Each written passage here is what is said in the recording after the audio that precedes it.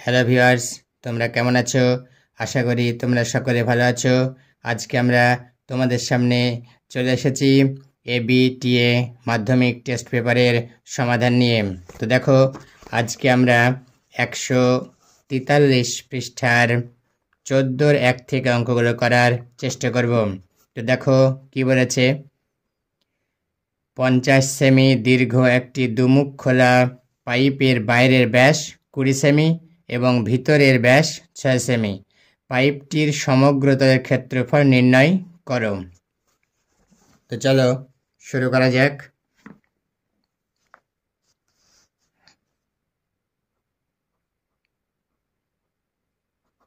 চোদ্দোর 1 নম্বর।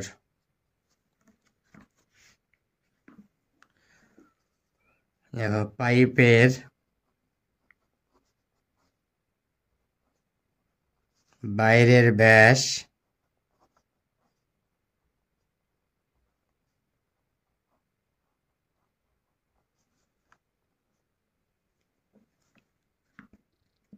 বাইরের ব্যাস 20 সেমি।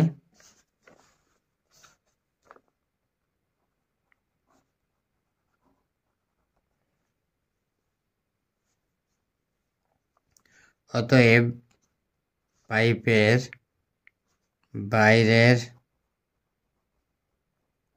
ব্যাসার্ধ ইজিক্যাল টু 20/2 সেমি ইজিক্যাল টু 10 সেমি। এবার পাইপের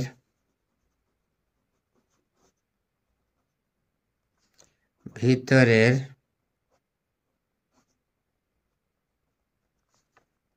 ব্যাস সমান 6 সেমি। অতএব পাইপের ভিতরের ব্যাসার্ধ ইজিক্যাল টু 6/2 সেমি ইজিক্যাল টু 3 সেমি।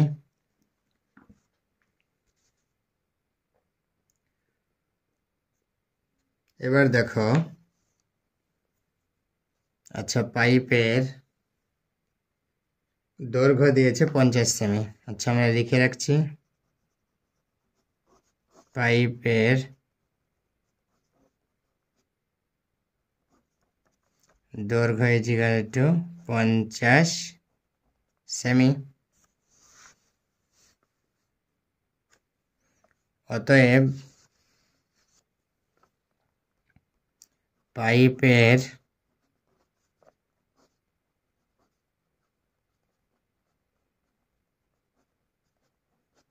সমগ্র তলের ক্ষেত্রফল is equal to 2πr1 plus r2 into h plus 2πr1 square minus r2 square বর্গ সেমি is equal to 2π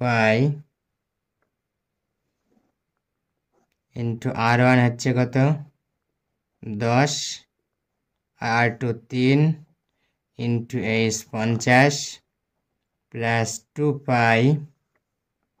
into 10 square minus 3 square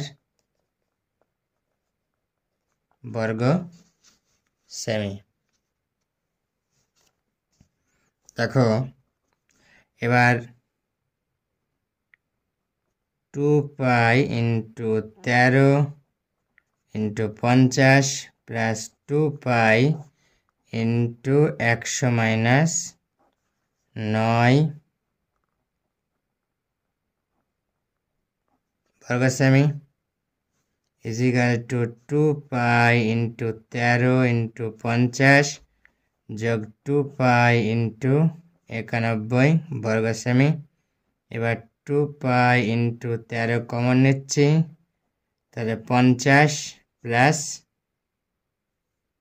7 তার 91 7 equal to 2 into 22/7 into 13 into 57 বর্গ সেমি।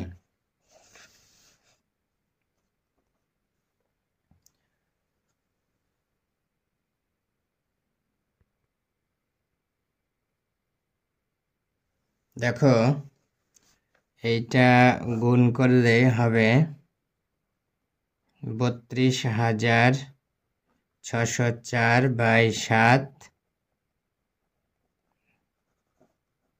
বর্গ সেমি।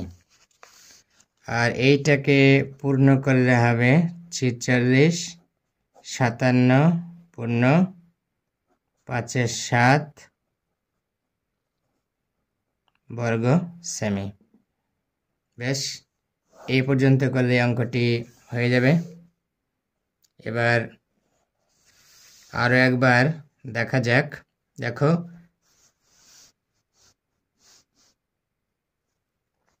পাইপের বাইরের ব্যাস 20 সেমি, অতএব পাইপের বাইরের ব্যাসার্ধ 20/2 = 10 সেমি। পাইপের ভিতরের ব্যাস 6 সেমি, অতএব পাইপের ভিতরের ব্যাসার্ধ 6/2 সেমি = 3 সেমি।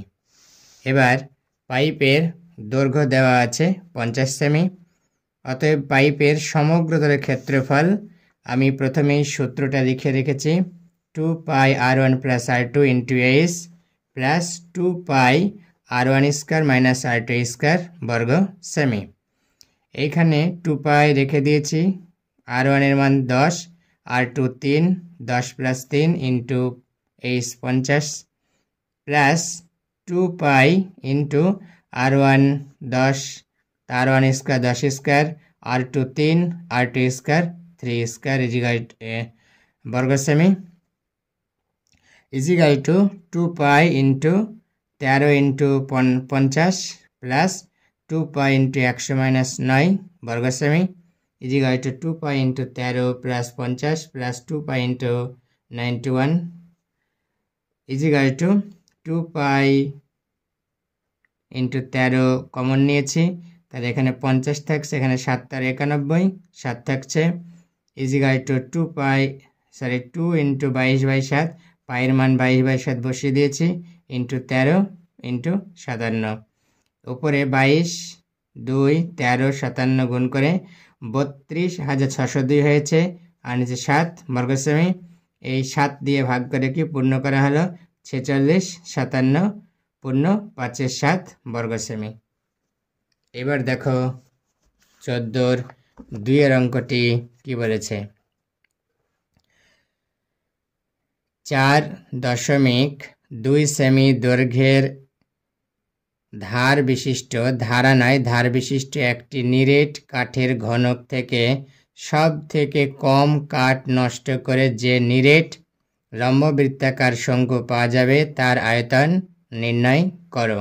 দেখো এখানে ঘনকের বাহুর দৈর্ঘ্য দিয়েছে 4.2 ডেসিমিটার। দেখো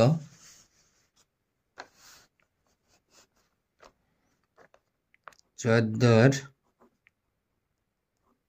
2 নম্বর।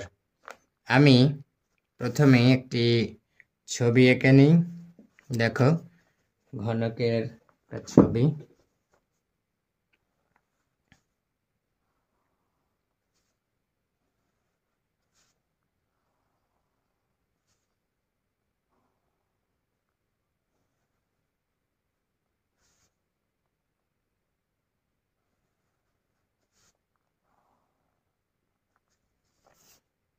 এইখান থেকে এটা যোগ করলাম, এইখান থেকে এটা, এখান থেকে এটা, এইখান থেকে এটা।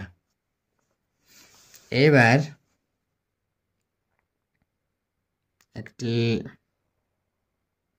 শঙ্কু কেটে নেওয়া হয়েছে। এই শঙ্কুর এইটা ব্যাসার্ধ, অর্থাৎ আমরা জানি এইটা 4.2 সেমি, তাহলে এইখানে আর ইজিক্যাল টু কত হবে? শঙ্কুর আর ইজিক্যাল টু 2.1 সেমি, অর্ধেক হয়ে যাবে। আর এই যে হাইট, এইটা কত হবে?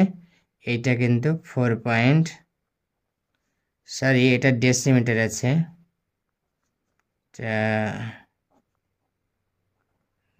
ডেসিমিটার, এটাও ডেসিমিটার। দেখো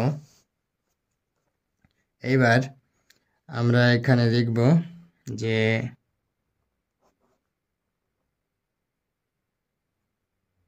ঘনকের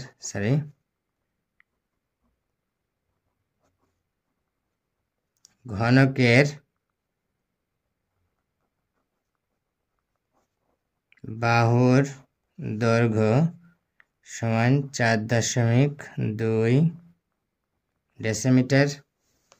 অতএব শঙ্কুর বা শঙ্কুটির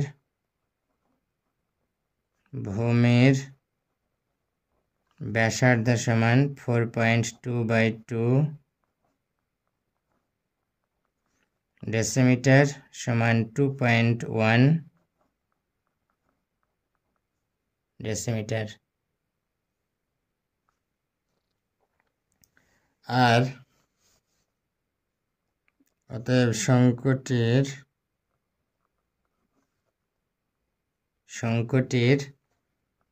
উচ্চতা 4.2 ডেসিমিটার হবে। এবার অতএব শঙ্কুর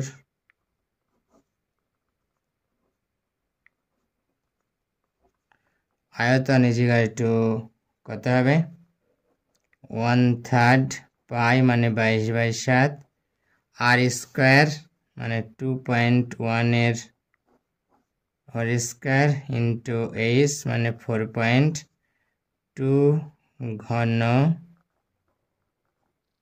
decimetre equal to 1/3 into 22/7 2.1 into 2.1 into 4.2 ঘন সেমি।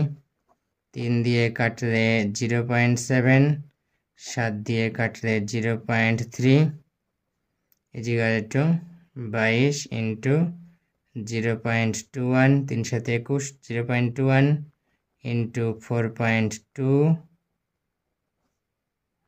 ঘন ডেসিমিটার। এইটা গুণ করলেই পাওয়া যাবে। দেখো এইটা গুণ করলে 19.404 ঘন ডেসিমিটার হবে। এই ডেসিমিটারকে সেমিতে পরিণত করলে বা সেমিতে নিয়ে গেলে কি হবে? 1000 দিয়ে গুণ হয়ে যাবে এবং সেটা সেমি, ঘন সেমি হয়ে যাবে ইজিক্যাল টু 19,404 ঘন সেমি। দেখো এইখানে অঙ্কটা আছে যে 4.2 ডেসিমিটার ধার বিশিষ্ট একটি ঘনকের সব থেকে কম কাঠ নষ্ট করে যে শঙ্কু পাওয়া যাবে সেই শঙ্কুর আয়তন নির্ণয় করতে হবে। তো দেখো আমরা এখানে একটা রাফ ছবি এঁকে নিয়েছি এবং ঘনকের একটি বাহুর দৈর্ঘ্য 4.2 ডেসিমিটার। তাহলে শঙ্কুর ব্যাসার্ধ হবে বাহুর অর্ধেক অর্থাৎ আর ইজিক্যাল টু 2.1 ডেসিমিটার, আর উচ্চতা বা হাইট হবে এই ঘনকের বাহুর দৈর্ঘ্যের সমান অর্থাৎ 4.2 ডেসিমিটার। এবার আমরা ঘনকের বাহুর দৈর্ঘ্য কত? 4.2 ডেসিমিটার দেওয়া আছে, আমরা লিখে ফেললাম। অতএব শঙ্কুটির ভূমির ব্যাসার্ধ equal to 4.2/2 decimetre equal to 2.1 decimetre. শঙ্কুর উচ্চতা ইজিক্যাল টু 4.2 ডেসিমিটার। অতএব শঙ্কুর আয়তন 1/3 22/7 ইন্টু 2.1 এর হোল স্কয়ার ইন্টু 4.2 ঘন ডেসিমিটার। এবার আমরা কাটাকাটি করেছি, দেখো এই 3 দিয়ে 2.1কে 0.7 হয়েছে, আর 7 দিয়ে কেটে 2.1 কেটে 0.3 হয়েছে। এবার 22 ইন্টু 0.21 ইন্টু 4.2 ঘন ডেসিমিটার ইজিক্যাল টু 19.404 ঘন ডেসিমিটার। আমরা ডেসিমিটার থেকে সেমিতে পরিবর্তন করেছি। তো দেখো, যেহেতু এটা ঘন ডেসিমিটার থেকে ঘন সেমিতে পরিণত করেছি, তাই আমরা 1000 দিয়ে গুণ করেছি।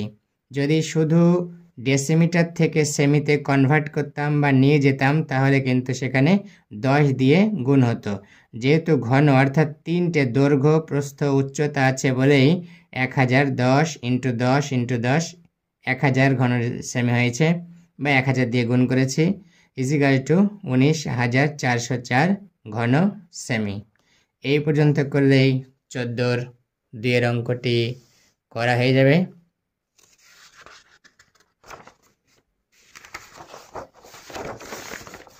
এবার দেখো আমাদের 14 3 নম্বর অঙ্কটি কি বলেছে দেখা যাক। দেখো 14 3 8 সেমি দৈর্ঘ্যের, দেখো 8 সেমি দৈর্ঘ্যের ব্যাসার্ধের নিরেট লোহার গোলককে গলিয়ে 1 সেমি দৈর্ঘ্যের ব্যাসার্ধের কটি নিরেট গুলি তৈরি করা যাবে। দেখো আমরা প্রথমত 8 সেমি দৈর্ঘ্যের ব্যাসার্ধ বিশিষ্ট গোলকের আয়তন বের করব, এবং 1 সেমি দৈর্ঘ্যের ব্যাসার্ধ বিশিষ্ট গোলকের গুলির আয়তন বের করব। তারপরে এই 1 সেমি যে আয়তন বেরোলো সেটা 8 সেমির দৈর্ঘ্যের ব্যাসার্ধ বিশিষ্ট আয়তনকে ভাগ করব, তাহলে উত্তরটা আমাদের পাওয়া যাবে। তো দেখো শুরু করা যাক। 14 3 দেখো 14 3, তাহলে আমরা কি দেখব? 8 সেমি ব্যাসার্ধ বিশিষ্ট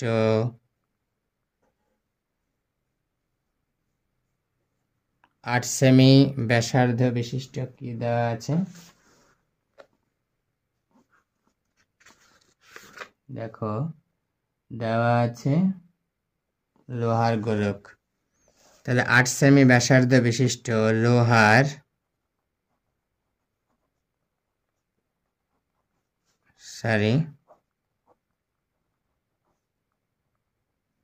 গোলকের আয়তন বা ঘনফল কত হবে? 4/3 ইন্টু পাই মানে 22/7 ইন্টু আর কিউব মানে 8 কিউব এত ঘন সেমি is equal to 4/3 into 22/7 into 8 into 8 into 8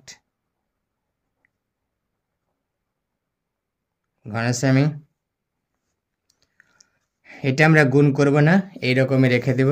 এবার 1 সেমি, এবার 1 সেমি ব্যাসার্ধ বিশিষ্ট লোহার গুলির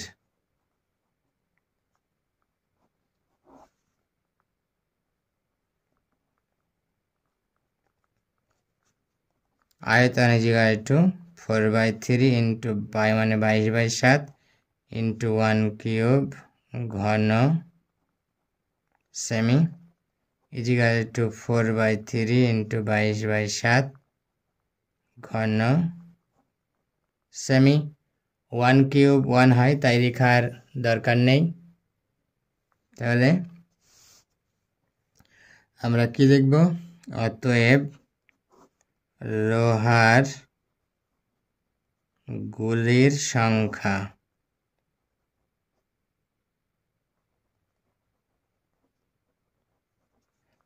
সেটা কি করব?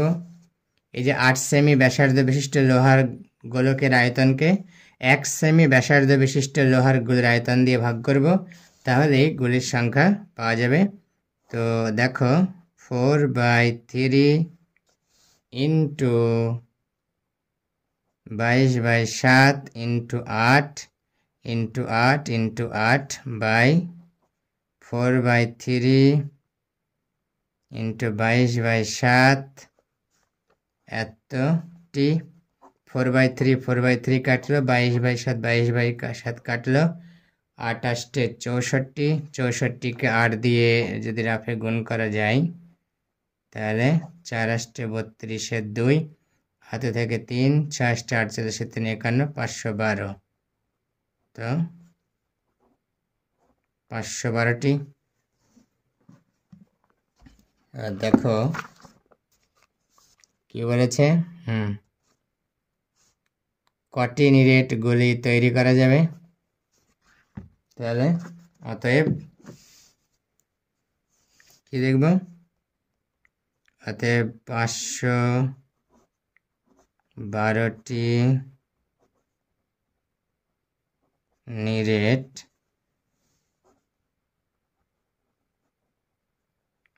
লোহার গুলি তৈরি করা যাবে। দেখো আমরা প্রথম থেকে একটু অঙ্কটি আবার দেখে নেওয়া যাক। দেখো 14-3 অঙ্কটিতে বলেছে যে 8 সেমি ব্যাসার্ধ বিশিষ্ট লোহার গোলককে গলিয়ে 1 সেমি ব্যাসার্ধ বিশিষ্ট লোহার গুলি তৈরি করা হয়েছে এবং পরে জানতে চাওয়া হয়েছে যে লোহার গুলির সংখ্যা কত, অর্থাৎ কতগুলি লোহার গুলি তৈরি করা সম্ভব হয়েছে। তো দেখো আমরা এক্ষেত্রে কি করব, 8 সেমি ব্যাসার্ধ বিশিষ্ট লোহার গোলকের আয়তন বের করে নিয়েছি। দেখো কত আছে, 4/3 ইন্টু পাই মানে 22/7 ইন্টু 8 কিউব, আর কিউব মানে 8 কিউব ঘন সেমি। এবার 4/3 ইন্টু 22/7 ইন্টু 8 ইন্টু 8 ইন্টু 8, 3 বার 8কে গুণ করে যেহেতু পাওয়ার 3 আছে তাই ঘন সেমি। এবার 1 সেমি ব্যাসার্ধ বিশিষ্ট লোহার গুলির আয়তন কত হবে, 4/3 ইন্টু 22/7 ইন্টু 1 কিউব ঘন সেমি ইজিক্যাল টু 4/3 ইন্টু 22/7 ঘন সেমি। অতএব লোহার গুলির সংখ্যা equal to 4/3 into 22/7 into 8 into 8 into 8 by 4/3 into 22/7 এতটি। 4/3 কেটে গেল, 22/7 কেটে গেল, থাকছে 8 ইন্টু 8 ইন্টু 8, এইটা 3টি 8কে গুণ করলে হবে 512। অতএব 512টি নিরেট লোহার গুলি তৈরি করা যাবে। এই পর্যন্ত করলে অঙ্কটি হয়ে যাবে। তোমাদের সকলের কাছে একটি আবেদন, যদি আমার এই চ্যানেলটিকে ভালো লেগে থাকে তাহলে অবশ্যই সাবস্ক্রাইব করবে এবং পাশের বেল আইকনটি প্রেস করে দেবে এবং সাথে সাথে লাইক, কমেন্ট এবং শেয়ার অবশ্যই করবে। ধন্যবাদ সবাইকে, ভালো থেকো সবাই, দেখা হবে আগামী পর্বে।